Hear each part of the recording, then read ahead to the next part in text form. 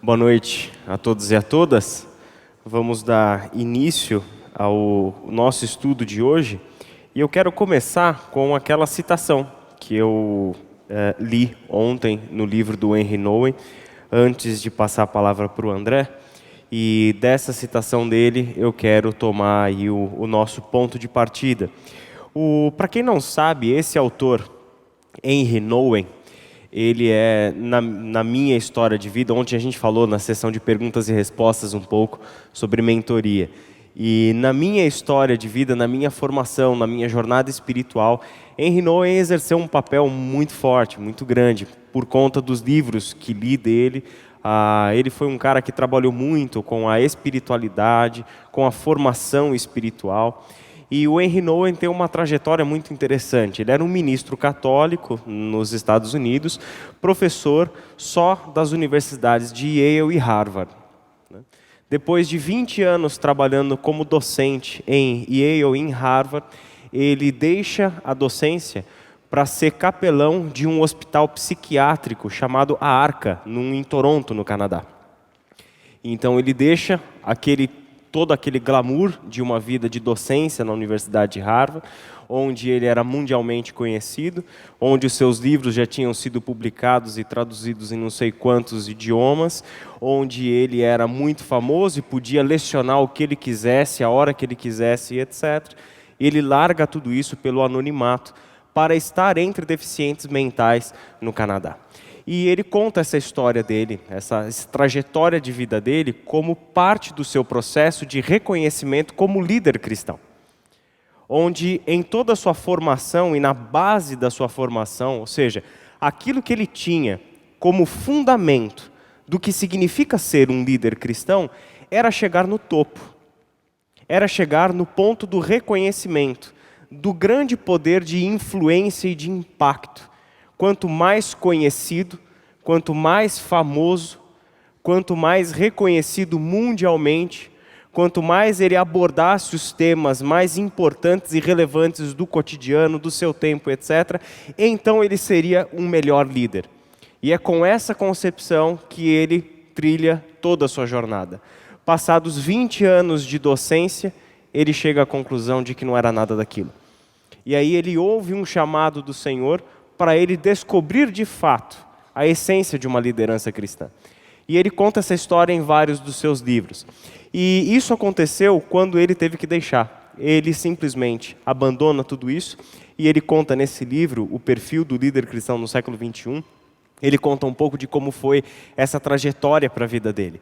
Quer dizer, sair de um lugar onde todos o conhecem, onde todos o reverenciam, onde todos conhecem os seus textos, suas ideias, suas opiniões e etc. E todos querem ouvir o que ele tem a dizer sobre os assuntos contemporâneos, para ir para um meio de deficientes mentais, que não fazem a mínima ideia de quem ele é, não querem saber o que ele tem a dizer, não têm a menor condição de ler e interpretar um dos seus livros, um dos seus artigos. E é ali, entre aqueles deficientes mentais, que ele se descobre. Ele fala que toda a sua trajetória espiritual foi para colocá-lo ali, onde ali ele descobriu que de fato era ser um líder cristão. E nesse livro ele faz essa afirmação: não é suficiente para os líderes e ministros do futuro serem pessoas morais, bem treinadas, ansiosas por ajudar seus companheiros e capazes de responder criativamente as questões polêmicas do seu tempo. Em outras palavras, isso era tudo que ele tinha. Uma pessoa bem treinada, uma pessoa moralmente ok, uma pessoa ansiosa por ajudar, por fazer, por trabalhar, por agir e etc. Uma pessoa plenamente capaz, intelectualmente capaz de responder às questões polêmicas do seu tempo. Tudo isso é muito valioso e importante. Mas não é o coração da liderança cristã. A questão central é: são os líderes do futuro verdadeiramente homens e mulheres de Deus? São os líderes do futuro verdadeiramente homens e mulheres de Deus?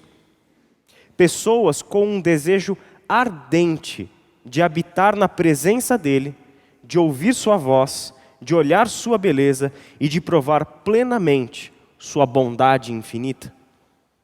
Quer dizer, dois aspectos que fazem parte da formação da liderança cristã.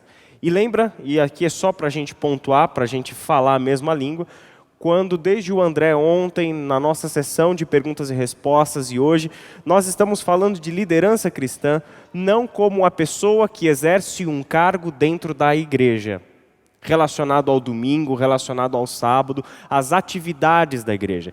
Liderança cristã, como nós estamos tratando o tema aqui, é o fato de que todos nós, homens e mulheres chamadas por Jesus Cristo, discípulos e discípulas de Jesus Cristo, todos nós, cristãos e cristãs, somos chamados a exercer um papel de liderança no mundo.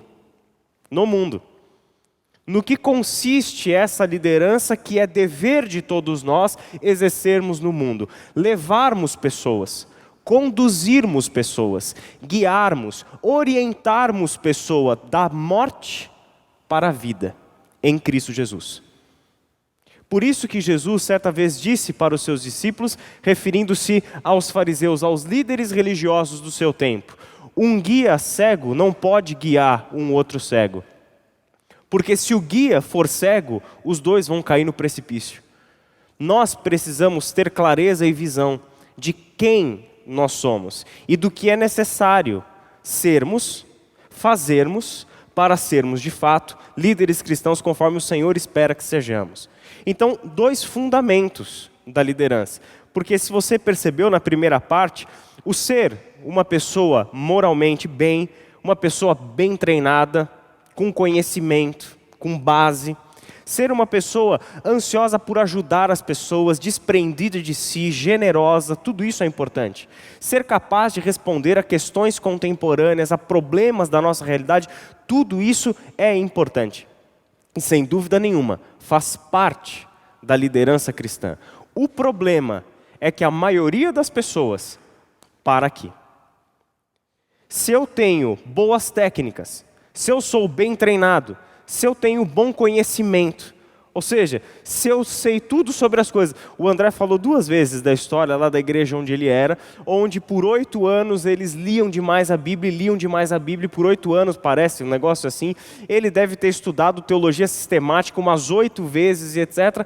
Mas não deixaram uma pessoa se tornar membro da igreja porque ela usava a calça e porque bebia socialmente. Quer dizer, não adianta nada você ler tudo, conhecer tudo, saber tudo, se não houver amor ao próximo. Se não houver um senso de que o meu dever é para com o próximo. Então lemos errado, estudamos errado. Não podemos parar com a técnica. O conhecimento é fundamental, mas não para ali.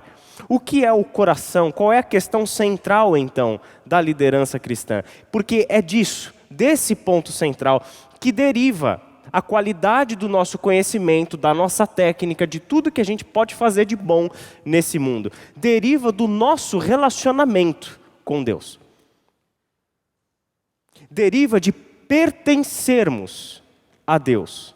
São os líderes do futuro, homens e mulheres de Deus, que de fato pertencem a Deus ou pertencem a si mesmos?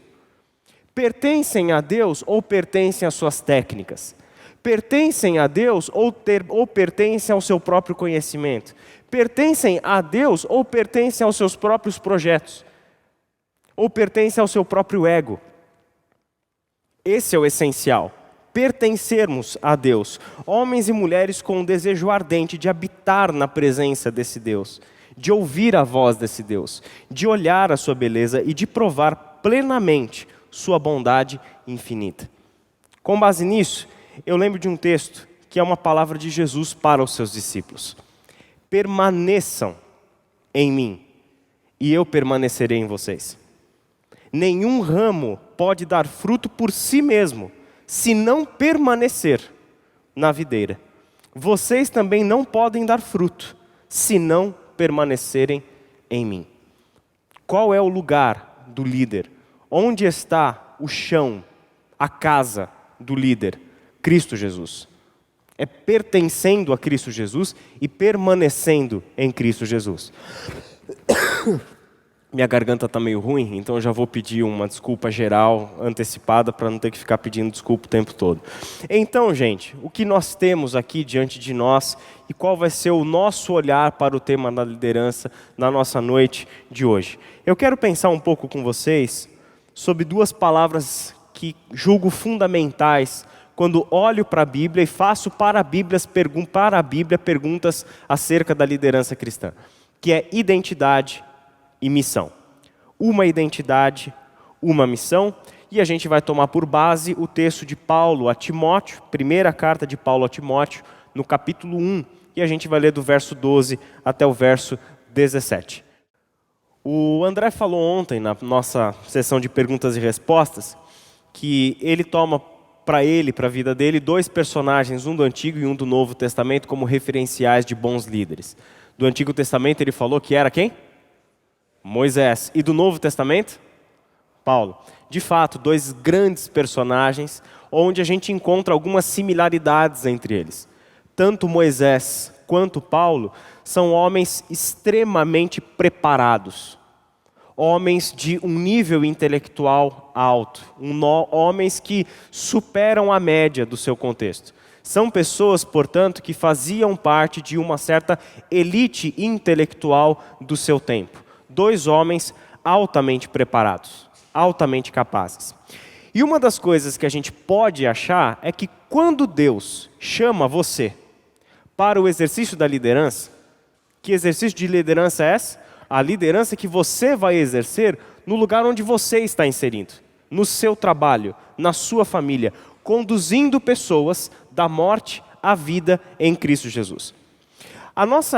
A aparente ideia é que Deus quer chamar para a liderança algumas pessoas.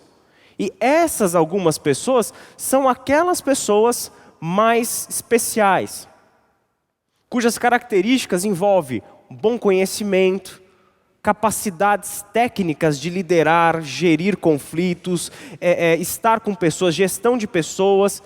Parece que a nossa ideia de que Deus chama para o serviço, pessoas de alto nível intelectual, de conhecimento, de boa formação, que falam bem, que se comunicam com facilidade. Só que aí a gente se esquece que Moisés e Paulo são apenas dois exemplos dentro da Bíblia, de pessoas que foram chamadas por Deus para o exercício da liderança. E na quinta-feira a gente vai falar mais um pouco sobre essas pessoas que foram chamadas por Deus da liderança e o que isso nos diz sobre o Deus que está em missão na história. Paulo e Moisés são dois exemplos de pessoas de altíssimo nível. Só que essas duas pessoas de altíssimo nível, tanto uma quanto a outra, tiveram uma experiência semelhante. Perderem tudo. Perderem tudo. Serem colocadas no pó. Tanto um quanto o outro. Eles tiveram que ter a experiência de olhar para si, Moisés olhar para o currículo dele, Paulo olhar para o currículo dele, aquilo se mantém com ele, é dele, só que tem um detalhe: o currículo não é o que o define. Deus não estava interessado tanto assim no currículo de Moisés ou no currículo de Paulo. Deus estava olhando para o coração dessas pessoas. Deus, quando nos chama ao ministério, Deus, quando nos chama ao exercício da liderança cristã no mundo, aonde exatamente Ele está olhando para você? Você realmente acha que é para aquilo que você tem para oferecer para Ele? Quando Deus te chama, você realmente acha que Ele te chamou por causa das suas capacidades? Você realmente acha que Deus está te chamando à liderança, ou seja, para levar pessoas da morte à vida, por causa do teu currículo? Porque para algumas pessoas isso pode ser, então eu estou apto a ser chamado. E outra pessoa pode dizer, então eu não estou apto a ser chamado. Porque eu não tenho currículo, a minha vida moralmente não é das melhores, a minha história não é das melhores. Se você olhar para a história tanto de Moisés quanto de Paulo, você vai ver que ótimos currículos. Mas nas suas trajetórias de vida, no que diz respeito a questões morais, ambos tinham um problema. Ambos tinham assassinato no seu currículo. Ambos tinham concordância com a morte de pessoas inocentes no seu currículo, tanto Moisés quanto Paulo, e a gente vai ver um pouquinho disso hoje.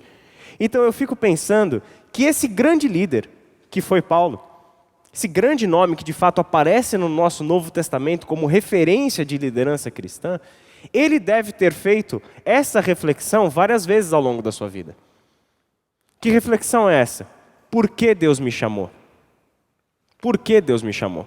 Por que eu? Por que Ele está me chamando para essa missão dele? Por quê? Segundo, o que me mantém nessa missão? O que me garante, o que me dá segurança de que estar no mundo, não para viver para mim mesmo, mas para conduzir pessoas da morte à vida em Cristo Jesus, é de fato aquilo que eu devo fazer e permanecer fazendo. Por que entregar a minha vida para isso? Por que passar a viver essa realidade como algo mais importante do que qualquer outra coisa e os meus projetos pessoais? Por quê? Então, eu encontro nessa passagem Paulo falando sobre ele mesmo. E um detalhe, uma passagem que ele escreve para um dos seus discípulos, um dos seus liderados, no final da vida de Paulo.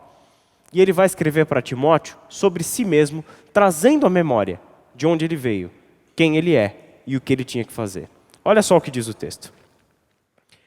Dou graças a Cristo Jesus, nosso Senhor, que me deu forças e me considerou fiel, designando-me para o ministério. Em outras palavras, chamando-me para um exercício de liderança no mundo. E lembra sempre disso. Quando Paulo está falando de ministério, quando você está lendo a palavra ministério no Novo Testamento, não é o ministério dentro de uma instituição eclesiástica, porque não existem instituições eclesiásticas no tempo do Novo Testamento. Não existem igrejas com CNPJ. Não existe isso no Novo Testamento. O ministério é exercido no mundo, na cidade, no campo, no trabalho, nos lares, nas casas. Este é o ministério. Este é o lugar em que o ministério é exercido. Certo? Então, este Deus designando-me para o ministério. E aí é interessante, né? A mim, que anteriormente fui blasfemo. Como se fosse um ponto onde Paulo está fazendo um espanto. Ele me considerou fiel e ele me designou para o ministério. Tipo assim, justo eu, que anteriormente fui blasfemo, perseguidor e insolente. Mas alcancei misericórdia, porque eu fiz por ignorância e na minha incredulidade. Contudo, a graça do nosso Senhor transbordou sobre mim, com a fé e o amor que estão em Cristo Jesus. Essa afirmação é fiel e digna de toda aceitação. Cristo Jesus veio ao mundo para salvar pecadores, dos quais eu sou o pior. Mas por isso mesmo alcancei misericórdia, para que em mim, o pior dos pecadores, Cristo Jesus demonstrasse toda a grandeza da sua paciência, usando-me como um exemplo para aqueles que nele haveriam de crer para a vida eterna. Ao Rei eterno, o Deus único, imortal e invisível, sejam honra e glória para todos sempre. Amém. Vamos orar? Pai querido, obrigado pela tua palavra, obrigado por essa experiência do teu filho Paulo, que nos inspira, Senhor, a trilhar um caminho de vida dentro do teu evangelho, em relacionamento contigo, em unidade com o Senhor, buscando, Senhor, em ti a nossa identidade e a nossa missão. Dá-nos, Senhor, discernimento, dá-nos um coração ensinável, Pai, a quebrarmos dentro de nós todas as barreiras que nos impedem de caminhar na tua direção e sermos quem o Senhor deseja que nós sejamos. Que o teu Santo Espírito fale aos nossos corações, dando-nos, Pai, a tua luz, para que entendamos o teu evangelho. É em nome de Jesus Cristo que oramos. Amém. Quero dividir esse texto em duas partes, e a primeira consideração que eu quero fazer sobre os primeiros versos desse texto é que o líder nasce da misericórdia e da graça de Deus. O líder cristão não nasce da técnica. O líder cristão não nasce do seu carisma pessoal. O líder cristão não nasce das suas capacidades oratórias. Moisés, inclusive, não tinha muita capacidade oratória. O líder cristão não nasce daquilo que ele tem para oferecer para Deus. O líder cristão nasce sim da misericórdia e da graça desse Deus. Por isso, a primeira consideração que eu faço sobre a primeira parte desse texto é: qual é a origem do nosso chamado? A origem do chamado de Paulo está aqui nesse texto, no versículo 12. Dou graças a Cristo Jesus, nosso Senhor, que me deu forças e me considerou fiel, designando-me para o ministério. A origem do chamado está naquele que olhou para nós e misericordiosamente nos chamou para si e nos designou para o ministério. Aquilo que é a vida de Paulo tem que ser a tua vida. A leitura que a gente está fazendo do que Paulo está dizendo aqui tem que ser a forma como você vai enxergar você mesmo. Entende? Não muda. Então, este Paulo está dizendo para nós que a origem do seu chamado é em Deus. É o Cristo que o chama. E o interessante é que o ministério não é de Paulo. Ele me chamou, ele me designou para o ministério, para uma atividade, para uma missão. Porque essa missão já existe antes de Paulo. O ministério já existe antes de Paulo. O trabalho já existe antes de Paulo ser chamado. Então, quando a gente pensa que é o meu ministério, a minha missão, não, gente. Vamos parar para pensar um pouquinho sobre isso. Quem é que está em missão nesse mundo? Quem é que tem uma missão nesse mundo? Não é você. É Deus. Quem está em missão no mundo é Deus. E Deus está em missão no mundo há muito tempo antes do que você e eu. Porque Deus está desde o princípio de todas as coisas, traçando o seu plano e executando o seu plano, onde seres humanos estão sendo reconciliados com Ele. Deus é quem está em missão no mundo. O que significa ter sido chamado para o ministério? Você é trazido desse mundo para dentro da missão que é de Deus, não sua. A missão é dele. E você é cooperador e cooperadora dele, na missão dele. Ele, portanto, é que nos chama para o ministério, para o trabalho que é dele, para o projeto que é dele, para o evangelho que é dele. É ele que nos está dando, portanto, o privilégio, gente, de trabalharmos ao lado dele, de trabalharmos junto com ele, de liderarmos pessoas juntos com ele, da morte à vida em Jesus Cristo. Ele é que nos está dando, portanto, esse ministério e esse chamado. E Paulo, então, quando recorda isso, dou graças a Cristo Jesus, nosso Senhor, lembrando que Ele é que me deu forças e Ele é que me considerou fiel, designando-me para o ministério. Olha que interessante, porque em Romanos, capítulo 1, do verso 1 até 6, Paulo diz o seguinte: Paulo, servo de Cristo Jesus, chamado para ser apóstolo, separado para o evangelho de Deus, o qual foi prometido por ele, de antemão, por meio dos seus profetas nas escrituras sagradas, acerca de seu filho, que como homem era descendente de Davi, e que mediante o Espírito de santidade foi declarado Filho de Deus com poder, pela sua ressurreição dentre os mortos. Quem é que ele está falando? Jesus Cristo. Nosso Senhor. Por meio dele e por causa do seu nome, recebemos graça e apostolado para chamar dentre todas as nações um povo para a obediência que vem pela fé. E vocês também estão entre os chamados para pertencerem a Jesus Cristo. Olha a consciência que ele tem. Existe um plano de Deus sendo executado na história. Existe um Deus que desde lá do passado, desde o tempo dos profetas, desde os tempos dos quais nós não temos memória, desde lá do passado, este Deus está executando um plano na história da humanidade.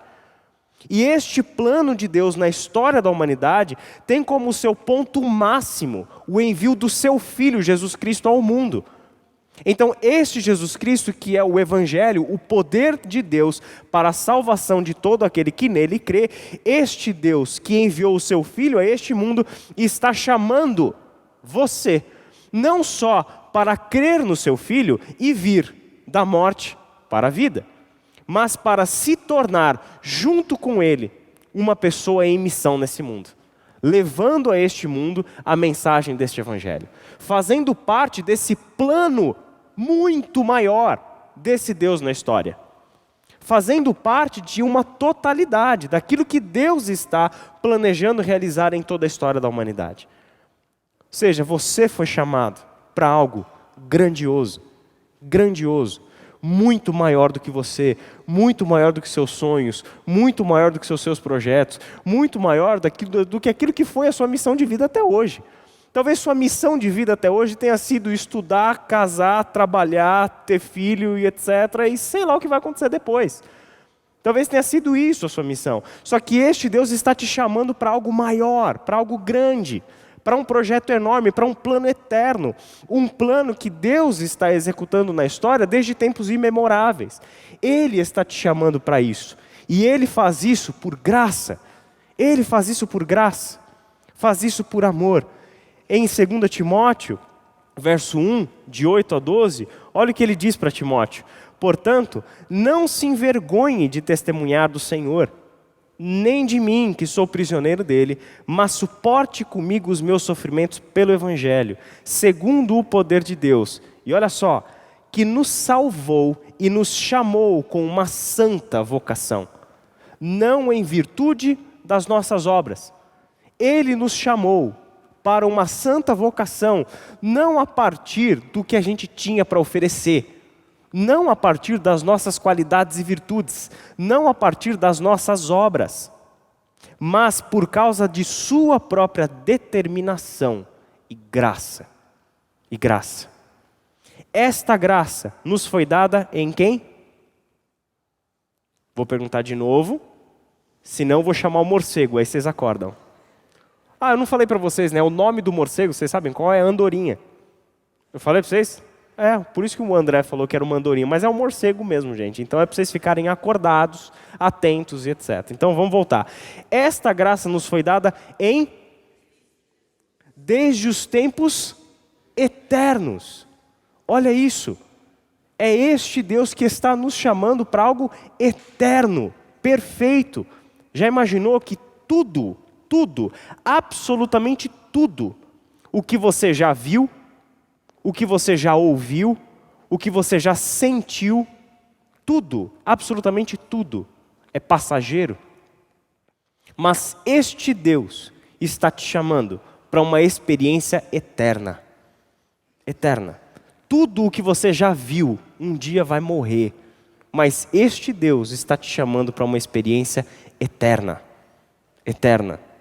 Que não tem limites. Sendo agora revelada pela manifestação de nosso Salvador Cristo Jesus, Ele tornou inoperante a morte e trouxe à luz a vida e a imortalidade por meio do Evangelho. Deste Evangelho fui constituído pregador, apóstolo e mestre. Os dons que ele recebe para o exercício da sua liderança. Por essa causa também sofro, mas não me envergonho, porque sei em quem tenho crido. E estou bem certo de que Ele é poderoso para guardar o que lhe confiei até aquele dia. Amém? Então, vem a pergunta. A origem do chamado é essa. Mas e nós? De onde viemos? E nós? De onde viemos? Paulo diz, a mim. Ou seja, espantosamente, a mim, cujas obras não eram boas. A mim, que anteriormente fui blasfemo, perseguidor e insolente. Mas eu alcancei misericórdia, porque eu fiz por ignorância e na minha incredulidade. Às vezes, quando eu reflito sobre essa passagem de Paulo, e eu confesso para vocês que esse texto que eu estou trazendo para vocês aqui hoje é um texto que eu medito nele diversas vezes. E às vezes eu paro nesse versículo 13, e fico imaginando o apóstolo Paulo escrevendo essas palavras e o que lhe vinha à memória quando ele escrevia isso. Ser blasfemo, perseguidor e insolente. Agir por ignorância. Eu fico imaginando o que passa na cabeça dele. E para mim passa um filme na cabeça dele. Pelo menos de um evento que a gente tem registro, que a gente sabe. Que é o que ele fez com um cara chamado Estevão. Naquele tempo, o apóstolo Paulo não era ainda o apóstolo Paulo quando o conhecemos. Mas Paulo era um membro do partido dos fariseus, portanto não convertido a Cristo, e que perseguia os discípulos de Jesus. E houve um discípulo de Jesus em especial que foi uma pedra no sapato dos líderes religiosos lá no contexto em que ele estava, chamado Estevão. E este Estevão foi levado a julgamento no Sinédrio e foi sentenciado à morte. E o texto da sua morte diz assim: mas eles taparam os ouvidos e, dando fortes gritos, lançaram-se todos juntos contra ele. Arrastaram-no para fora da cidade e começaram a apedrejá-lo. As testemunhas deixaram seus mantos aos pés de um jovem chamado Saulo. Olha a memória que Saulo tem de onde ele nasceu, de onde ele veio. Olha de onde ele vem. De um apedrejamento de um homem chamado. E essa é a primeira vez que o nome de Saulo é mencionado no livro de Atos dos Apóstolos. E o capítulo 8 de Atos continua dizendo assim: e Saulo estava ali, consentindo na morte de Estevão. Naquela ocasião, desencadeou-se grande perseguição contra a igreja em Jerusalém. Todos, exceto os apóstolos, foram dispersos pelas regiões da Judéia e de Samaria. Alguns homens piedosos sepultaram Estevão e fizeram por ele grande lamentação. Saulo, por sua vez, devastava a igreja. Indo de casa em casa, arrastava homens e mulheres e os lançava na prisão. Agora, para pensar naquilo que você acabou de ler. Eu, Paulo, que anteriormente era blasfemo, perseguidor e insolente, mas alcancei o quê? Misericórdia, porque eu fiz na minha ignorância. Olha que coisa linda. Paulo tem uma memória que o acusa. Paulo tem um passado, tem uma história de pecado, e é coisa pesada, gente. É coisa pesada. O pecado de Paulo, gente, não é falar um palavrão, não é xingar uma pessoa, não é. O pecado de Paulo é algo que lhe pesa demais. Porque é um pecado que ele cometeu contra aquilo que Jesus Cristo estava fazendo na história. Foi consentir na morte de um inocente, e não só um inocente, mas uma pessoa que estava neste mundo, levando pessoas da morte para a vida em Cristo Jesus, Estevão.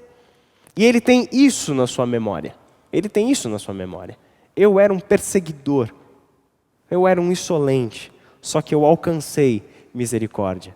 E essa misericórdia de Deus é o que nos tira da morte. Essa misericórdia de Deus é o que está indo até você e te dizendo o seguinte: o teu passado não me importa. O que você fez não importa. Quem você foi não importa. Porque eu estou te tirando da morte e te trazendo para a vida. Os seus erros não importam. Suas falhas não importam, seus desvios de caráter não importam, os seus crimes não importam. Isso é um líder nascendo da misericórdia e da graça desse Deus. Justamente aí é que nós descobrimos que a gente não tem absolutamente nada no qual nos orgulharmos. Justamente aí é que a gente descobre o que é graça e misericórdia, quando somos confrontados conosco mesmo.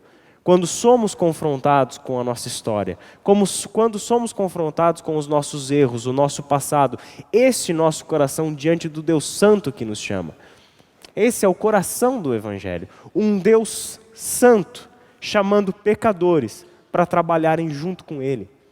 Um Deus Santo chamando homens e mulheres falhos, imperfeitos, cheios de defeitos, cheios de deficiências, cheio de história que o acusa, cheio de culpa na bagagem. É este Deus chamando você e eu para trabalharmos juntos com Ele para o bem desse mundo. E aí a gente descobre aquilo que nós alcançamos. Contudo, a graça de nosso Senhor transbordou sobre mim com a fé e o amor que estão em Cristo Jesus. Então, este apóstolo Paulo fala para a gente da origem do seu chamado. A origem do seu chamado é um Deus que está em missão nesse mundo e nos designou para a missão que é dele, para o ministério que é dele, para o trabalho que é dele. Esse é um conceito importantíssimo, mantermos vivos na nossa mente. Não é o nosso ministério, não é a nossa missão, mas é a missão de Deus, que graciosamente chamou você para trabalhar junto com Ele. Essa é a origem do nosso chamado. Esse Deus, o seu Evangelho, Ele fala de onde nós viemos. E de onde nós viemos é trazermos à memória a nossa história. Quem nós somos. Quem nós somos. De onde fomos tirados. Fomos todos nós tirados da morte, do pecado, da podridão. Quem não tem uma consciência sobre isso, sobre si, de que é pecador, quem não tem uma consciência de si, da sua podridão, ainda são pessoas que estão, como o André falou ontem, no campo da religião só. Avaliando a sua vida pela média da sociedade. Então, se eu comparar os meus erros e acertos com os erros e acertos da maioria por aí, eu estou acima de vários. Eu estou melhor do que muita gente. Por exemplo, eu, Israel, se eu comparar os meus erros e acertos com a vida do Gui Caim, eu estou muito bem. Mas muito bem. Santo. Santo. Se eu comparar com ele. Só que ele é a minha referência? Não, ele não é minha referência. Assim como eu não sou a sua referência. Quem é a nossa referência? É o Deus que é 3 vezes santo. Ele é a referência. Então, quando nós nos comparamos com ele, é mais ou menos a experiência que Isaías teve, lá no capítulo 6. No ano em que o rei Uzias morreu, eu vi o Senhor assentado num alto e sublime trono, e toda aquela visão maravilhosa que ele tem do Senhor, e aí ele chega a qual conclusão? Eu vou morrer, porque os meus olhos viram o rei. E eu sou um homem de lábios impuros, e habito no meio de um povo de lábios impuros, e os meus olhos viram o rei. O simples ver o Senhor o coloca numa situação de reconhecimento de si e do seu pecado. Mas isso tudo, e nisso tudo, nós alcançamos a misericórdia do nosso Deus. Nós alcançamos este amor, esta graça desse nosso Deus que transbordou sobre nós com a fé e o amor, que estão não nas tuas obras, não nas tuas qualidades, não na tua moral, estão em Cristo Jesus. É lá que fomos chamados e é lá que nós nascemos, em Cristo Jesus. Portanto, permaneçam em mim e eu permanecerei em vocês. Vocês só podem dar fruto se permanecerem em mim. Porque se não estivermos ligados à vida que é Jesus, a gente não pode dar fruto e muito menos viver. Permaneçamos naquele que nos chamou e sejamos como ele foi. É exatamente o que Paulo fala sobre a sua experiência. Eu fui crucificado com Cristo. Assim, já não sou eu quem vive, mas Cristo vive em mim. A vida que agora vivo no corpo, vivo-a pela fé no Filho de Deus, que me amou e se entregou por mim. Paulo então tem uma consciência de que entregar a sua vida a Cristo, se converter, vamos usar a nossa linguagem evangeliquez, se converter, aceitar Jesus e etc., para a maior parte das pessoas acostumadas com esse conceito todo institucional, eclesiástico, religioso de evangelho, se converter é aderir a esse grupo. Se converter traz implicações meramente exteriores e sociais. Para a maioria das pessoas, dos cristãos e cristãs que infelizmente estão no meio de nós, entre nós, e formam a maioria da consciência evangélica no Brasil e no mundo. Ser cristão é aderir a um movimento religioso, é fazer parte de um grupo religioso com implicações meramente comportamentais e sociais. Comportamentais, porque a partir do momento que eu disse que aceito Jesus, eu tenho que parar de fazer um monte de coisa. Então o meu comportamento tem que mudar. E a partir do momento que eu aceitei Jesus, eu tenho que frequentar a igreja, andar com a Bíblia, dar o dízimo, cantar as músicas e fazer essas coisas todas. Semanalmente tem que bater o cartão aqui dentro, nesse lugar, porque esse é o lugar da nossa religião. Agora para pensar o entendimento visceral que Paulo tem do Evangelho. Já não sou eu quem vive, mas é Cristo que vive em mim. Não é o que eu frequento, onde eu passei a frequentar. Não é o comportamento que eu passei a adotar. Não é o conjunto de regras que eu passei a seguir. Não são os livros que eu passei a ler. Não são as músicas que eu passei a cantar. É Cristo que vive em mim. A vida já não é mais minha. Isso é um compromisso existencial com o Evangelho de Cristo. Não é circunstancial. Não é um ponto na nossa agenda. Não é 1 ou 2 dias da nossa agenda que a gente dá para isso, para um serviço voluntário, para estar aqui numa semana teológica, num domingo à noite, num culto. Não, não é isso. Não se trata disso. Se trata de um compromisso existencial com Jesus Cristo. Se trata de uma transformação completa de mente, de coração, de atitude, de comportamento, de tudo. É um compromisso onde a minha existência agora está comprometida com Cristo. Um dos outros problemas que a gente vê é porque sempre a gente fala de conversão como sinônimo de salvação. E isso é muito perigoso. Porque a gente não entende que a salvação Deus está destinando a todas as pessoas. Se você quiser, tem alguma dúvida sobre isso, abre a tua Bíblia em Tito, capítulo 2, verso 11. Porque a graça de Deus se manifestou salvadora a todos os homens. Só tem um detalhe, esta graça de Deus que se manifestou salvadora a todos os homens, está nos chamando para um compromisso com Jesus Cristo. Então, o que isso significa? Quando nós estamos vivendo neste mundo, como líderes, guias, pessoas que estão conduzindo pessoas da morte à vida em Cristo Jesus, nós não estamos dando para elas uma nova religião, muito menos oferecendo para elas salvação eterna, libertação do inferno. Não é isso. Não é isso. Nós estamos chamando pessoas para um compromisso com Jesus Cristo. Nós estamos chamando pessoas para viverem com Jesus Cristo. Não é para se encontrar com Ele depois da morte, mas para viverem com Jesus Cristo. Esse é o chamado do Evangelho. Uma transformação de vida aqui e agora. Assumirmos o compromisso com Jesus Cristo aqui e agora. Esse é o ponto. É por isso que Paulo é tão intenso com as suas palavras. Já não sou eu quem vive, eu fui crucificado com Cristo. Agora é Cristo que vive em mim. E essa vida que eu agora vivo no corpo, vivo-a pela fé no Filho de Deus, que me amou e se entregou por mim.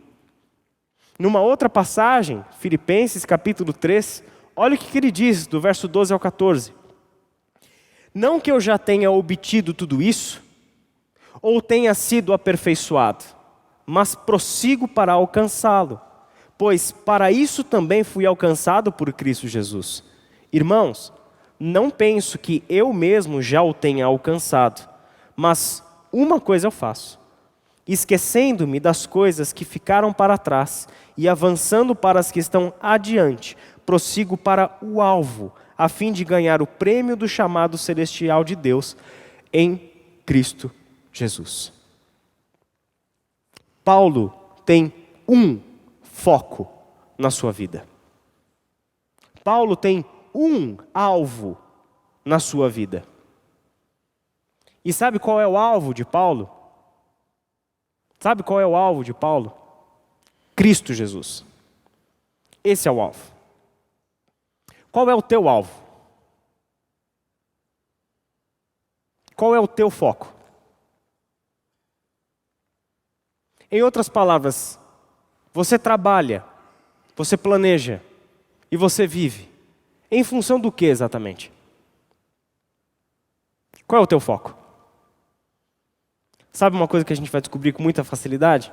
Porque essa é uma reflexão que a gente tem que fazer frente, sempre. O nosso foco e o nosso alvo é a gente mesmo. Nosso foco e o nosso alvo é a realização dos nossos próprios projetos. O foco, por exemplo, e aí não preciso nem pensar, é só olhar um pouco para a sociedade onde a gente vive. O foco da maioria de nós, sabe qual que é? O dinheiro. O dinheiro. Em resumo, o dinheiro. Esse é o foco da maioria de nós. Dinheiro. Esse é o nosso alvo. Só que é que Paulo está falando? Não, gente. O nosso foco tem que ser Jesus Cristo. O que eu vivo tem que ser por Jesus Cristo. Em direção a Jesus Cristo.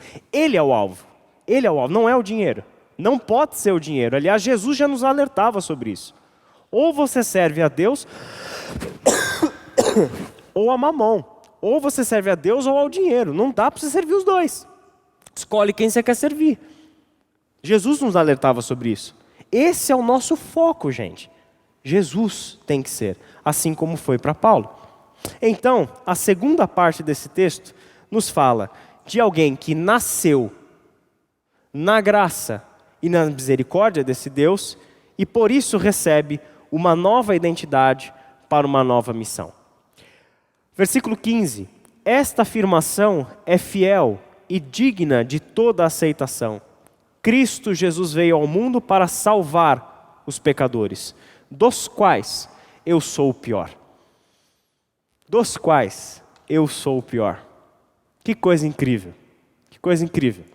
Você pensar que um apóstolo Paulo chega no final da sua vida, depois de uma longa trajetória cristã, uma longa trajetória como um apóstolo de Jesus Cristo, plantando igrejas em tudo quanto é lugar do Império Romano, fazendo um monte de discípulos e discípulas por aí, levando o evangelho para um monte de gente, sendo agente de Deus para a salvação de uma pancada de gente.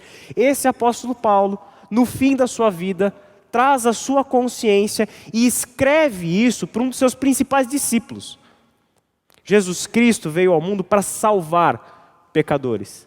E de todos os pecadores que há no mundo, eu sou o pior. Por que Paulo está fazendo isso? Por que ele faz isso? Seria uma falsa modéstia? Seria um jeito dele dizer, eu sou o pior de todos? Sabe? O dizer que é pior de todos para, na verdade, ser reconhecido como humilde? Ó, o humildão entre nós, né? O pior de todos. Lógico que você não é o pior de todos, etc. Né? Eu já falei, olha o Gui Caim, olha o Léo, olha o Renan. Tem outros muito piores do que você. Mas não é essa a intenção. Ele tem uma consciência, gente, clara. Uma consciência clara.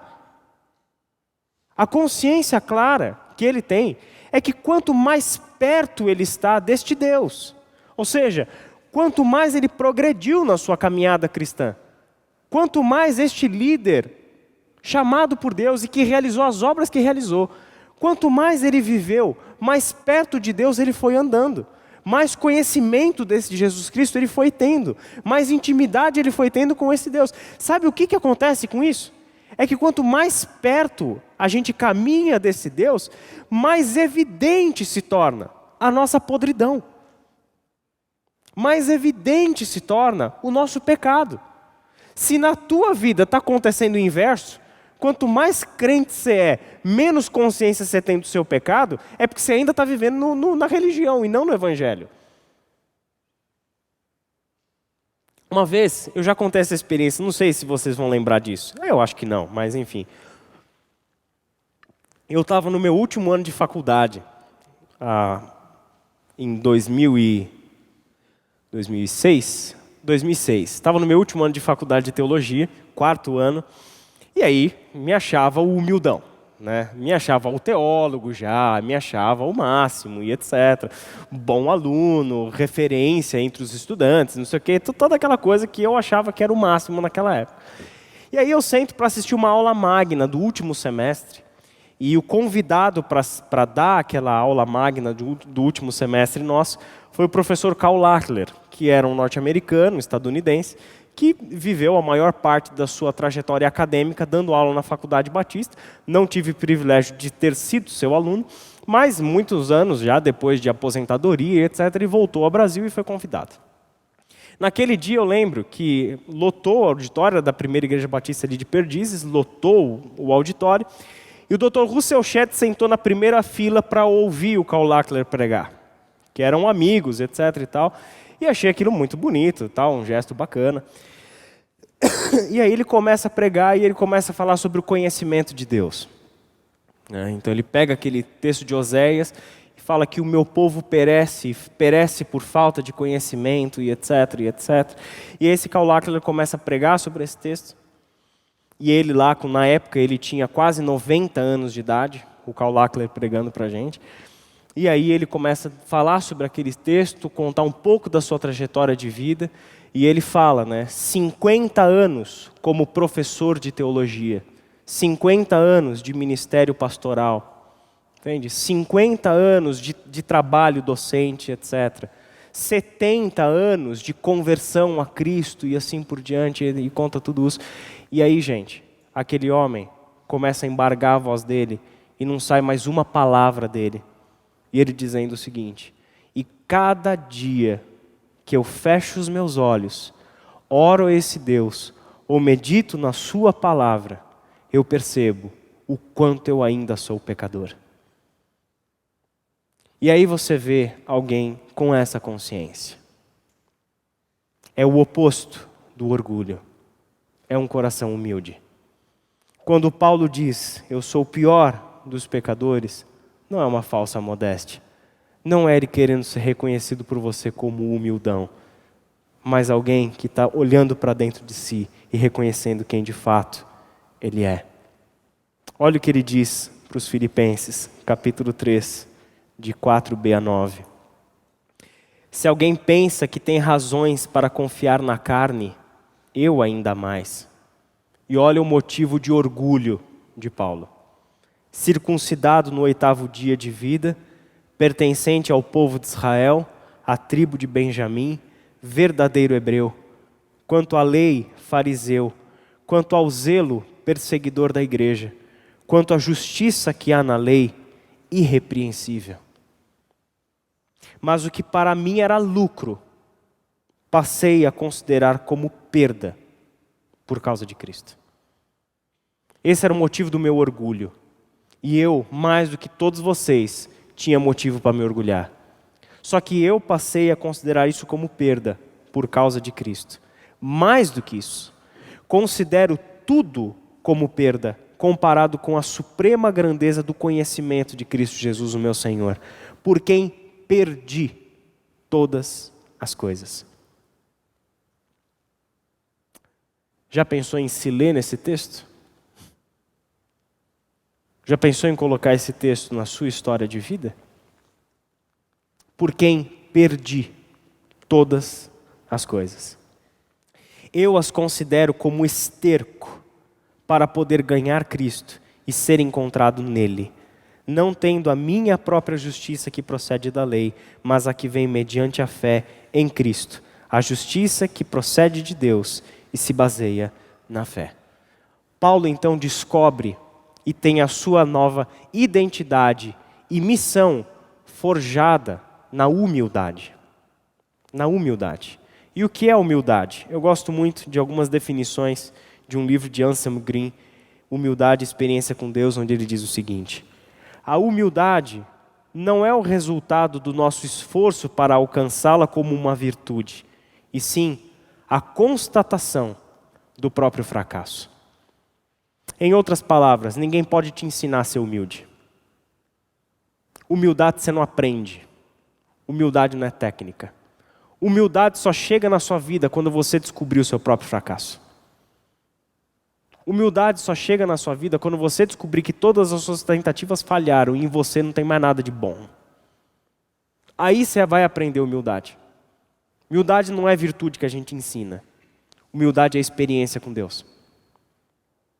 A humildade vence a fonte de todos os pecados, isso é, o orgulho. O orgulhoso não consegue experimentar Deus. O orgulhoso só consegue falar sobre Deus, mas não experimentar Deus. Era o que Paulo fazia, interessante.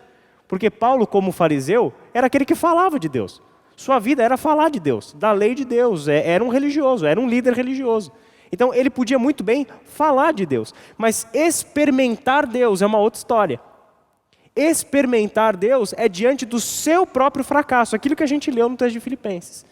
por quem eu perdi todas as coisas. Eu joguei tudo fora, porque eu descobri que todos os meus motivos de orgulho, tudo o que para mim me sustentava, era força para mim, era capacidade minha, era trabalho meu, construção minha.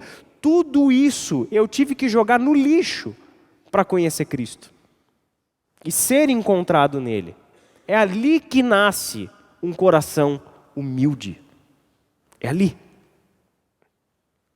Quem experimenta Deus, experimenta ao mesmo tempo sua própria fraqueza e falibilidade. Experimenta a si mesmo em sua humildade, em sua própria inferioridade. Timothy Keller escreveu um livreto, até estava conversando com o Léo esses dias sobre isso, chamado Ego Transformado. A gente tem aqui na nossa livraria. É um livrinho bem pequenininho e que eu acho que valeria muito a pena todos vocês lerem. Nesse livro, Timothy Keller fala de que no passado, qual que era o grande problema das pessoas? Terem em si mesmos muita consideração. Esse era um problema. As pessoas se achavam demais. Então, enquanto a pessoa achava muito de si, essa pessoa era alertada. Falou, ó, menos, você não é isso. Só que agora a gente vive numa sociedade que inverteu o jogo. Qual é o problema da maior parte das pessoas? A baixa autoestima.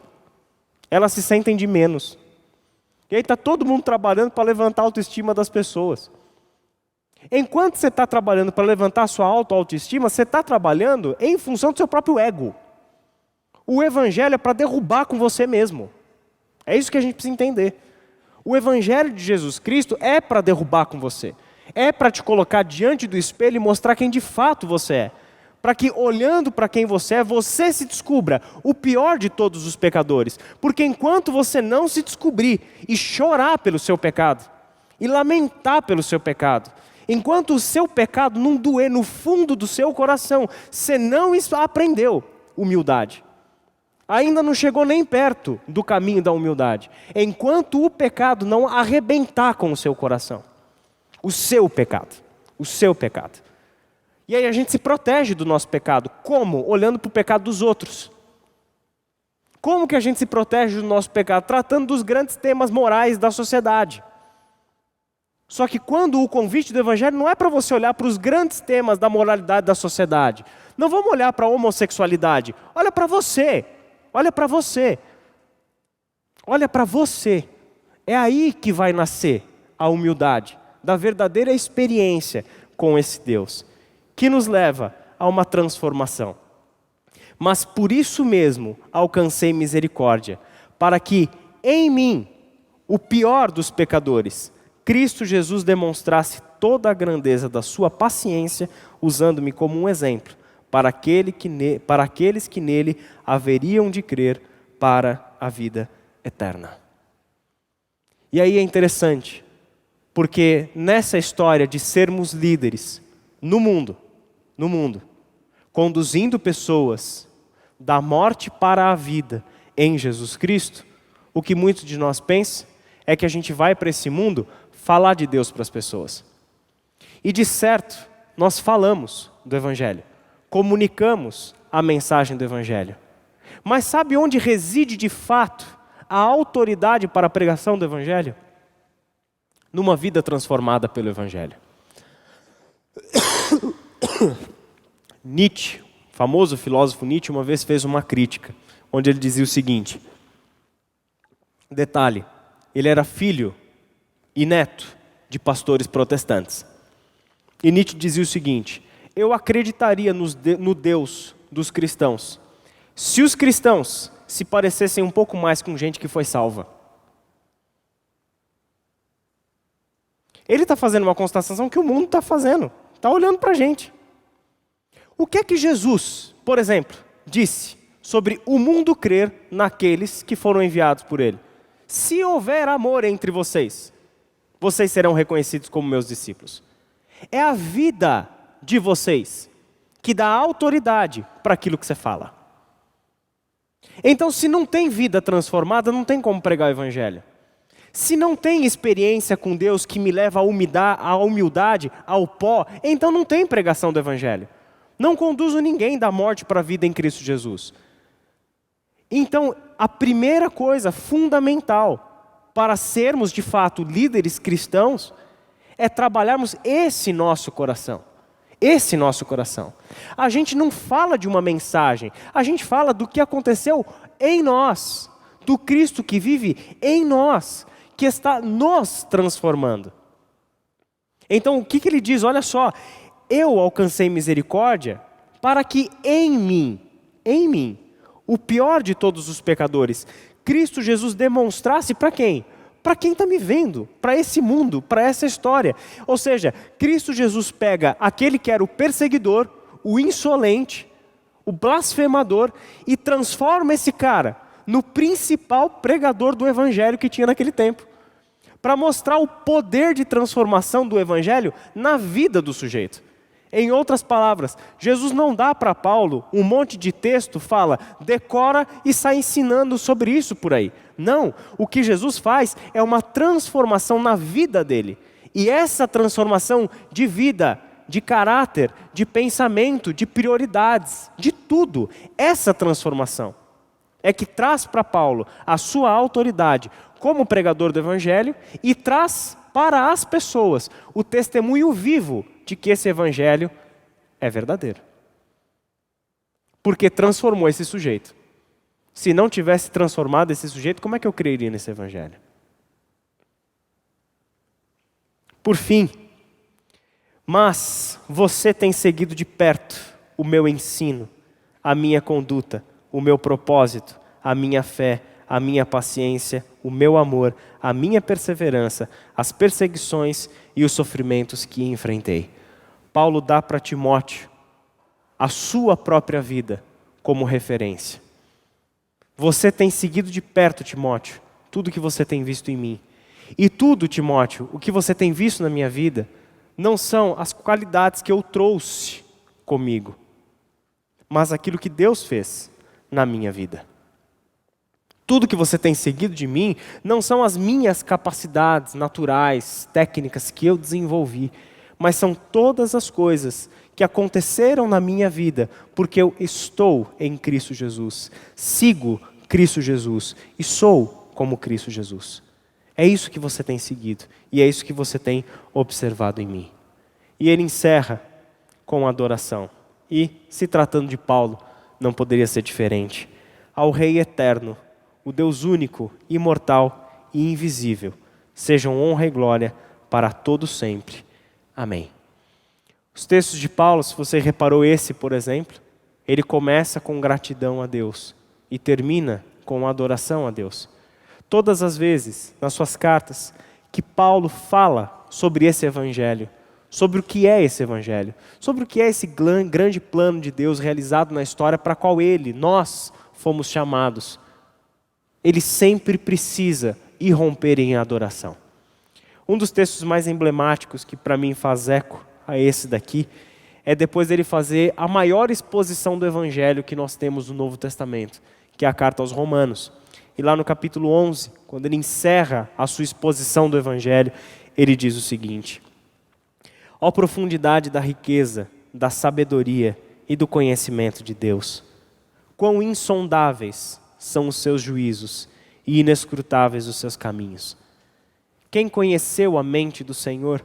Ou quem foi seu conselheiro? Quem primeiro lhe deu para que ele o recompense? Pois dele, por ele e para ele são todas as coisas. A ele seja a glória para sempre. Amém.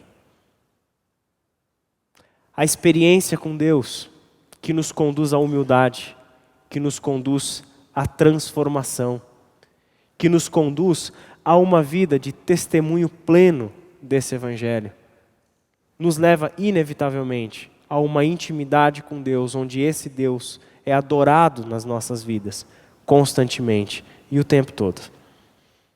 Essa adoração, novamente, não é cantar uma música para Jesus, mas é uma adoração que brota de um coração grato. É a adoração que brota de uma vida que reconhece o seu pecado. E ao reconhecer o seu pecado, é que reconhece a grandiosidade desse Deus. E mesmo sendo pecadores, mesmo sendo falhos, mesmo sendo limitados, mesmo tendo uma história terrível, mesmo tendo um monte de bagagem que traz para a gente um monte de culpa, mesmo olhando para a gente e vendo que talvez na nossa vida não tenha lá muita coisa que se preste. Mesmo assim, esse Deus chamou você para conduzir pessoas da morte à vida em Cristo Jesus. Esse Deus chamou você para entrar em missão no mundo junto com Ele, para fazer parceria com Ele. Para isso, não tem jeito, gente. Nós precisamos trilhar caminhos como o que Paulo trilhou. Uma experiência profunda com Deus, onde a nossa ressurreição é em humildade. É em humildade. É nunca mais achando que somos líderes ou seremos melhores líderes pelas nossas capacidades técnicas. Mas que seremos melhores líderes na medida em que tivermos mais consciência de quem realmente nós somos diante desse Deus e qual é a nossa missão nesse mundo. Em contrapartida, é curioso ver que muitas pessoas, e líderes cristãos, grandes líderes cristãos que a gente vê no mundo, ou seja, gente que tem ministérios grandes, são referência para muita gente, serem seguidos, porque tem um poder grande de comunicação, porque conseguiram montar estruturas eclesiásticas enormes, e essas pessoas conhecem mais técnicas de marketing, de mercado, de propaganda, de mundo corporativo, do que o Evangelho de Jesus Cristo. Isso é preocupante, gente. Isso é preocupante. E eu falo isso com alguém que tem uma experiência de 11 anos de formação teológica de jovens. Onde a gente vê jovens, eu brincava com os meus alunos da FLAM, lá em Arujá. O meu primeiro semestre é fazer vocês desistirem do curso. Porque no primeiro semestre eu trabalhava demais com eles. O quê? O que te trouxe aqui? Por que você está aqui? O que te faz querer seguir Jesus? O que te faz querer entregar sua vida para Cristo? Qual é a tua motivação? Sabe uma coisa que a gente descobria? A maioria deles estavam lá motivados pelos ministérios alheios. Pelo que aquele líder tinha, aquela capacidade de ajuntar pessoas que o outro tinha, a oratória do outro, o tamanho da igreja do outro, o que a igreja do outro possuía. Era tudo isso que movia essas pessoas. Ou seja, tinham um grande conhecimento de um monte de coisa periférica, mas o essencial lhes faltava. A única coisa que era de fato necessário para que fossem verdadeiros líderes cristãos, o conhecimento de Jesus Cristo e do Evangelho. Isso não tem. Isso é só para alguns especiais, para alguns malucos que estão preocupados em ficar lendo a Bíblia e etc. Gente, esse é um engano vital. Nosso investimento, por exemplo, aqui na Eba Viva, uma coisa que a gente sempre tem deixado claro para os nossos alunos, nosso investimento não é em pessoas para adquirirem conhecimento, encherem a cabeça de informação. O nosso investimento em educação é para vidas transformadas. Vidas transformadas. Evangelho transformando vidas. E é isso que a gente mais busca, é isso que a gente mais quer. Vamos fazer uma pausa para o nosso café e já já a gente volta para uma rodada de perguntas. Vamos lá, primeira pergunta para os dois. Qual é o teu conselho a partir da sua experiência pastoral, da experiência pastoral dos dois, para um jovem da Eba Viva que se sente que tem um chamado ao ministério pastoral ou missionário?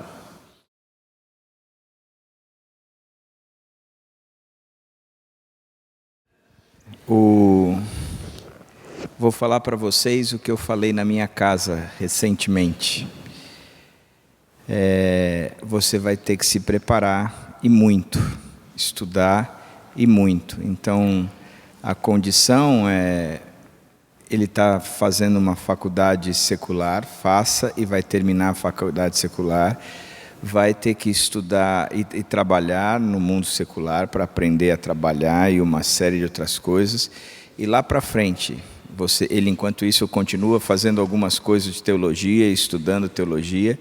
Depois de terminado, ele pode fazer um curso formal de teologia, que eu acho importante isso. E sempre trabalhando dentro de igreja, porque pastor e missionário quem forma é a igreja. Então, cara, se dedica dentro da igreja, mas vai obtendo a sua formação, tanto secular como na teologia, ganhando experiência e ganhando conteúdo, porque eu volto a dizer, na minha opinião, os dois caras mais utilizados, um no Velho e um no Novo, foi Moisés e Paulo. Os dois tinham uma baita formação, baita experiência e baita vivência. Então eu acho que tem que caminhar nessa linha. E não ter pressa, né? O que eu vejo hoje em dia é que estava vindo com o Lucão agora, e o Lucão disse que alguns anos atrás ele virou para mim e falou assim: eu vou ser presidente da Igreja Batista Água Viva. Disse que eu chamei ele, dei uma bronca nele, eu não lembro disso, ele que conta, mas eu não sei lá, fiz. Aí disse que eu virei e falei assim: cara, você tem que ralar muito primeiro para chegar num qualquer cargo de presidência. Então, o meu conselho é: rale muito, e seja fiel ao que Deus está te dando, que você pode considerar pouco, mas seja fiel ao pouco, porque Deus vai abençoando e te dando mais um pouco. Essa ansiedade, né, para quando a pessoa se vê chamada para um ministério, num trabalho específico, né, como veio da pergunta, que é para ser um pastor ou um missionário, então alguma coisa bem direcionada. Essa ansiedade é muito perigosa, né, porque faz com que você coloque os carros na frente dos bois, né? E aí a pessoa acaba se atropelando, se machucando, se ferindo pessoas. É exatamente o que não é o indicado. Então, além da formação teológica, como o André colocou, só reforça esse aspecto, né, de que uma formação teológica, seja para o pastor, seja para um missionário, seja para um mestre, que é como é o meu caso, é a minha função, andar junto entre academia e realidade de igreja. Essas duas coisas não podem estar separadas, né? Não adianta ficar só com as coisas da cabeça sem estar pisando a realidade de uma comunidade cristã. Ok. Tem uma outra pergunta aqui. Na prática, como ter ciência de quem eu realmente sou? Acho que falando da perspectiva de liderança, né? Aí ele coloca aqui embaixo um complemento. Ou seja, como descobrir o quão errado eu estou? Isso, na prática, ele força aqui. Com o quão errado eu vou entender pecado, né? Então, não o quão errado se está, mas a ideia de pecado. Não tem muito segredo com relação a isso. Na prática, é a nossa observação da palavra de Deus. Porque a nossa referência não é o outro. Nossa referência é o Evangelho. O Evangelho está revelado na palavra de Deus. Então, o que me revela no meu pecado, no meu erro, são as histórias que a gente encontra na palavra de Deus. A palavra de Deus funciona para a gente como um espelho para nós. Ali Ele está se revelando, ali Ele está se mostrando para nós. Então, é na medida que nós conhecemos Deus por meio da Sua palavra, é que vai se revelando cada vez mais para nós o nosso pecado. Não os nossos pecados pontuais apenas, mas a nossa pecaminosidade humana, nossa falibilidade, nossa fraqueza, nossa pequenez. E com isso se revela aquilo que é o mais importante de tudo: o tamanho do amor e da misericórdia desse Deus. Ou seja, o compreender a profundidade do amor desse Deus tem a ver com o compreender a profundidade do nosso pecado. Porque enquanto não entendermos a profundidade desse nosso pecado, jamais a gente vai entender a dimensão do amor desse Deus. Eu queria complementar a pergunta aqui, talvez. Mas um caminho, isso também procede de um caminho errado da liderança, entendeu? Um caminho enganado de liderança por conta do pecado. Ou por conta de pecado não, por conta de a gente fazer algo errado que não seja o caminho certo. Não sei se eu estou querendo arrumar a pergunta dele aqui, mas não... Eu não sei se eu entendi daí. Eu acho que você não arrumou não, acho que você deu uma piorada legal. Não, porque... agora você vai piorar mais ainda. Descobrir o quão errado eu estou, entendeu? Se eu estou indo para o lado certo, no caminho da liderança? Pô, chegar lá na frente e falar assim, não era aquilo que eu queria. Entendi. Ou o que eu queria, não era aquilo que Deus queria e eu fui fazendo o que eu queria. Eu acho que um ponto fundamental é isso que eu já falei, o conhecimento da palavra de Deus. E outra coisa que eu acho que é um aspecto que a gente ainda vai trabalhar aqui, é que nós somos chamados a sermos líderes no mundo do jeito que a gente tem trabalhado aqui, não sozinhos, não para andarmos sozinhos, mas para andarmos juntos. Eu sempre volto àquele texto de Lucas, capítulo 10, quando Jesus envia os 70 discípulos e os envia 2 a 2, para estarem juntos, andando juntos. Então, para mim, todo esse exercício da liderança, do ministério, do trabalho, sempre tem que acontecer em amizade e parceria, onde essa amizade cristã, obviamente, em serviço e em ministério, é uma das referências que eu tenho, para sempre voltar ao caminho, sempre estar no caminho e encontrarmos juntos esse caminho. Ok. André, quer falar alguma coisa? Não, estou de boa. Tá de boa? Chegou mais uma pergunta aqui. A próxima é dele. Hã? A próxima você já olha para ele. A próxima já é dele? É boa essa aqui. Então faz para mim. Não. Essa aqui é legal, todo mundo vai querer saber. Todas. Como o líder deve lidar com a oposição dentro da igreja? E se o apóstolo Paulo já sofreu isso? Então você fala da oposição dentro da igreja e você fala se o apóstolo Paulo sofreu isso. Tá bom.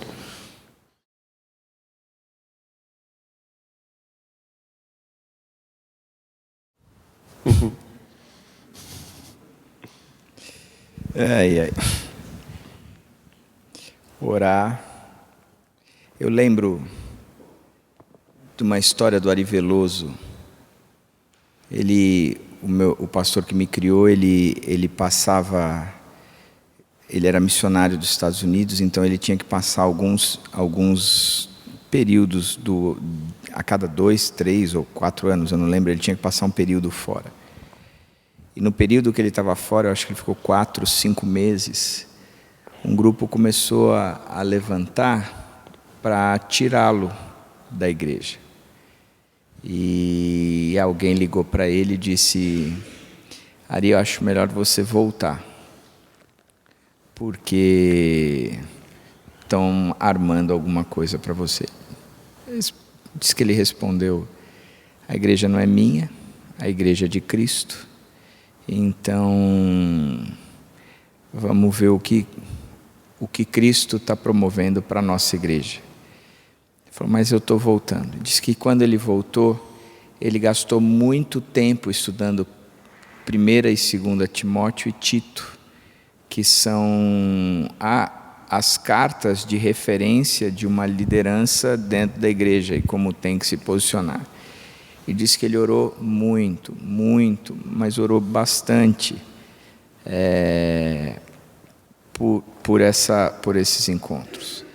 E graças a Deus os encontros foram bons, e até o que estava se levantando foi não é que derrubado, foi dissipado, né? O pessoal continuou na igreja lá e assim por diante.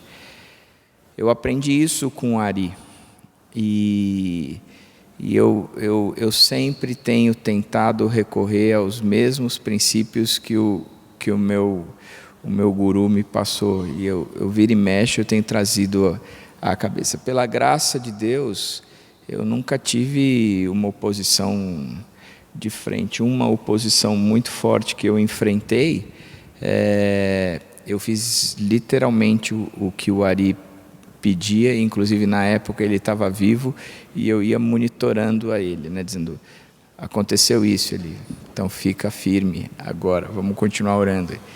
E a coisa também aqui dissipou. Então, na minha opinião, é sempre a verdade, sempre a verdade, sempre a verdade. Nunca mascarar em prol de si mesmo, é sempre a verdade. Segunda coisa, é em prol da igreja, nunca em prol de mim mesmo ou de uma vontade pessoal, mas é em prol da própria igreja. E você batalha em cima disso, e Deus vai cuidar da igreja. Se eu estiver errado, Ele vai cuidar de mim, me corrigindo. Se o outro estiver errado, Deus vai cuidar do outro. Mas a gente tem que preservar a igreja, a comunidade. A igreja que eu digo não é estrutura, é a comunidade, são as pessoas. É isso que a gente tem que cuidar. Essa é a minha opinião. O apóstolo Paulo passou, sim, por oposição. Na carta aos Gálatas, por exemplo, você tem registro de oposição que o apóstolo Paulo sofreu. Naquele contexto, então, só para pontuar, 2 tipos de oposição, né? Uma oposição ao evangelho que ele pregava e a oposição à sua pessoa, né? Então, quando a oposição era o evangelho, Paulo era um pouco mais enérgico ao tratar do assunto, porque na Galácia, por exemplo, havia uma oposição onde os judaizantes, o antigo grupo que Paulo pertencia, tinha uma visão diferente de Paulo sobre o que era o evangelho e o que deveria ser o comportamento dos gentios convertidos a Cristo no que diz respeito à lei, e começaram a ensinar um negócio numa igreja onde Paulo já havia ensinado, completamente diferente daquilo que Paulo ensinava. Então Paulo escreve uma carta altamente enérgica para combater essa oposição, mas a pregação ao evangelho de Paulo. E em outros contextos, como por exemplo a carta aos Coríntios e tal, principalmente segundo aos Coríntios, Paulo recebe oposição pessoal. Nas pastorais que o André mencionou, também tem oposições pessoais daí, que o apóstolo Paulo tem que lidar no ministério. Isso faz parte, né, eventualmente, de estar no ministério cristão. A gente tem que entender que a igreja, por estar no mundo realizando a missão de Deus, nós também sempre seremos alvos de ataques que vêm de fora e que vêm de dentro. Quando Paulo se despede dos presbíteros de Éfeso, no capítulo 20 de Atos, você vai ver ele falando isso mesmo: depois da minha saída, lobos ferozes penetrarão no meio do rebanho, tentando dispersar vocês, e os lobos vão aparecer também no meio de vocês. Por quê? Nós estamos mexendo com uma dimensão sobrenatural também, não é simplesmente uma perspectiva histórica, mas existe também esse aspecto sobrenatural, onde oposições podem acontecer por levantes, investidas daquele que é o inimigo da obra de Deus e da missão de Deus no mundo. Vamos lá. Tem uma pergunta que foi feita ontem, e eu vou fazer ela hoje, porque não deu tempo de lê-la. Ser um líder piedoso, humano, neste mundo corporativo é muito difícil e soa fraqueza, principalmente quando se lidera jovens, onde os direitos são maiores do que as suas obrigações. Como que a gente administra tudo isso? Eu não escutei o início da pergunta. Ser um líder piedoso, humano, neste mundo corporativo é muito difícil e soa fraqueza, principalmente quando se lidera jovens, onde os direitos são maiores do que as suas obrigações. Como administrar tudo isso? Eu deixo para o Marsola responder. Como liderar? Um ponto, a primeira coisa, a dificuldade. Ser um líder cristão no mundo é, de novo, estar no mundo, trabalhando na missão que é de Deus. É Deus quem está em missão do mundo. Então você pode ter certeza que vai ser difícil, não vai ser fácil. Em nenhuma dimensão, não espere facilidade. Jesus Cristo deixou isso claro para os seus discípulos. Sermão do Monte: eu estou enviando vocês como ovelhas para o meio de lobos. E vocês serão felizes quando forem perseguidos por causa do meu nome, porque assim perseguiram os profetas que vieram antes de vocês. Então, todo aquele que está em missão no mundo é aquele que vai passar por dificuldades, perseguições, lutas e etc. Então, isso não é motivo de desânimo. O próprio Jesus disse para nós: tem de bom ânimo, eu venci o mundo apesar dessas aflições.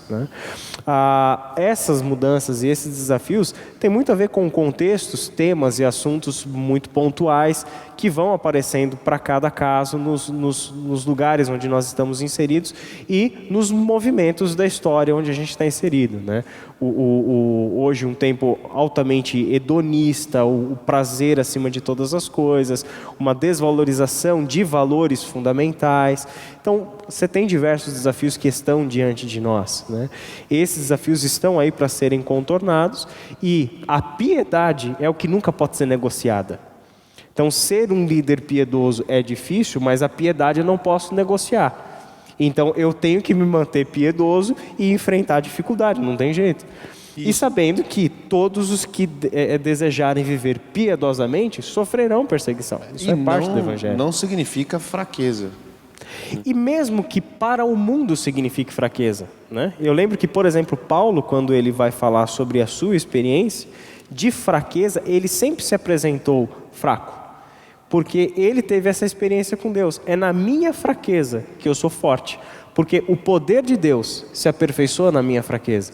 Então Deus não chamou a gente para ser forte à luz do mundo. Deus nos chamou para ser fracos mesmo, né? Nesse sentido. Para que o poder de Deus, dele se aperfeiçoe na nossa fraqueza. Muito bom. A pergunta é de liderança, né? Como você ser um líder sobre. Isso. Eu penso sempre também num conceito de igreja, né? E no conceito de ser cristão.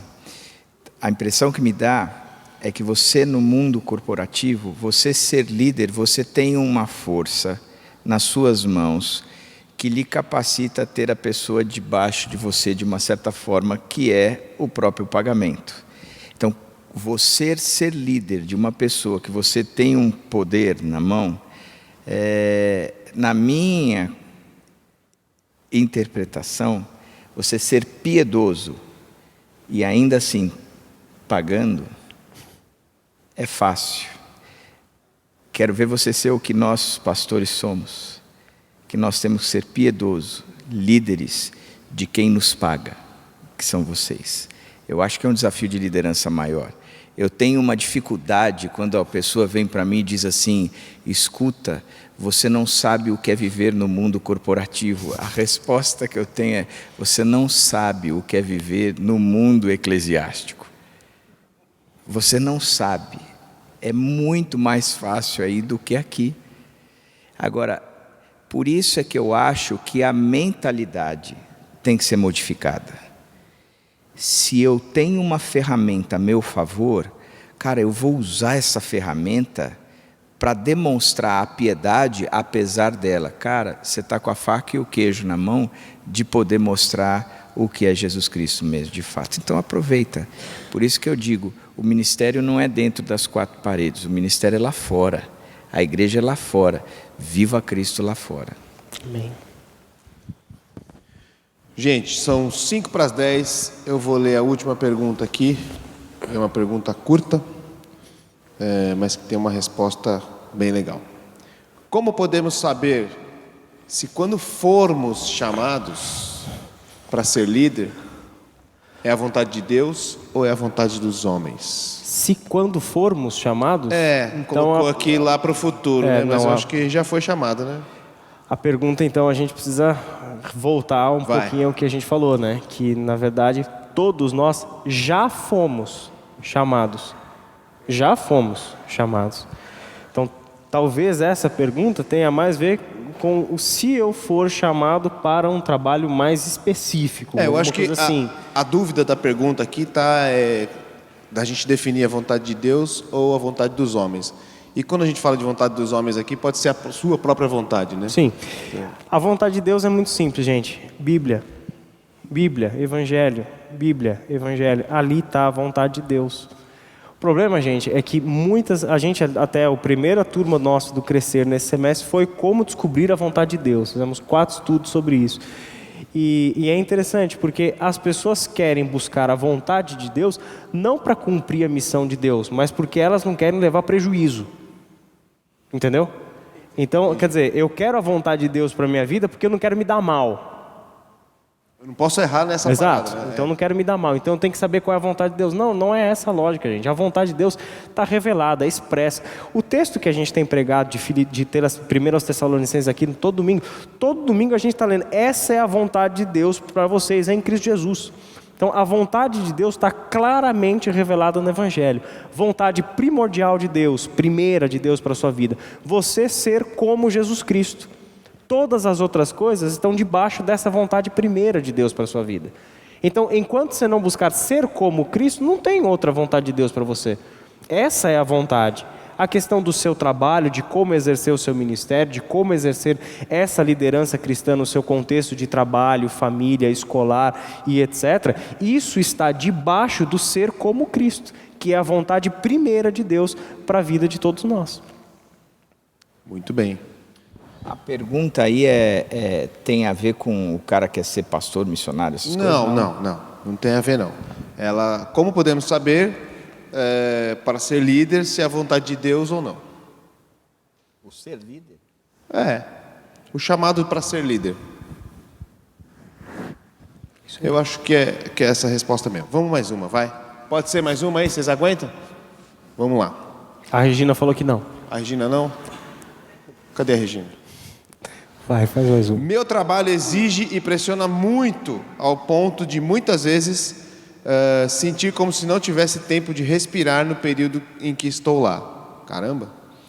Muitas vezes termino o dia cansado e necessitado de descanso, incapaz de enxergar as oportunidades que tive de levar o amor de Cristo às pessoas à minha volta. Como posso ser um melhor servo e um líder cristão lá dentro? Entenderam? Trabalha pra caramba, chega no final do dia, está cansado e não conseguiu ver as oportunidades que Cristo colocou. Essa pergunta eu faço para mim mesmo direto, porque me envolvo muito nas coisas do trabalho, com obra, com administração, com finança, com arca, com não sei o quê, e vira e mexe eu estou falando, estou perdendo oportunidade. Certa vez eu vi o Ziel Machado ilustrando, dizendo que a dinâmica da maturidade, ela exige 3 movimentos: renunciar, reduzir e simplificar.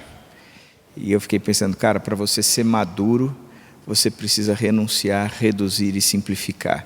E eu acho que em todos os aspectos, porque, inclusive profissional. Você vai me falar de trabalho.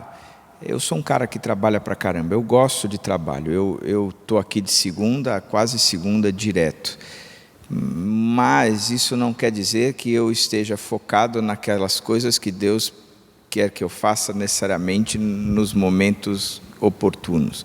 Então isso significa que tem horas que eu tenho que reduzir, simplificar e renunciar a um monte de coisas na minha vida para também estar prestando atenção no movimento que Deus está pondo na minha cara para eu estar fazendo em relação àquilo, que senão a gente deixa a vida nos consumir mesmo de fato, porque a gente não foca. E o que eu tenho aprendido é que todos os recursos que Deus nos dá são recursos que a gente tem que cuidar na ponta do lápis. Por exemplo, eu aprendo e tenho aprendido sempre que todo o recurso financeiro que eu ganho de Deus, se eu não controlar na ponta do lápis, eu me perco. Controlar nos mínimos detalhes. Eu lembro, por exemplo, sempre Isaías, para mim nessa área foi muito um cara muito inspirador, quando ele dizia: eu carrego 2 orçamentos, um empregado e o outro desempregado. Na hora que eu perder o emprego, eu aplico esse segundo. Eu falo, cara, como é que uma pessoa pode ser tão estruturada na área como Isaías? Por outro lado, é o recurso financeiro que Deus está dando para ele é tão responsável que ele administra, tendo e na possibilidade de não ter. Aprendi isso para mim, sempre me marcou. Da mesma forma como o tempo é um recurso que Deus nos dá, que a gente também tem que administrar na ponta do lápis. E o que eu acho é que a maior parte da gente não administra. A gente procrastina pra caramba, a gente enrola pra caramba, a gente se perde pra caramba, não é focado no como deve, e aí no final a gente acha que o problema são os excessos, e na verdade o problema está em que você não fez a dinâmica da maturidade, que é simplificar, reduzir, renunciar, para que você seja produtivo e eficiente, tendo de fato alcançando o projeto de Deus para a sua vida. Então eu acho que eu caminharia mais por essa linha aí. Muito bem. Senhores, muito obrigado pelas perguntas e resposta. Aliás, obrigado pelas respostas, obrigado pelas perguntas. Se você tiver mais dúvidas, mais perguntas, pode me mandar, que amanhã a gente lê e a gente responde para eles.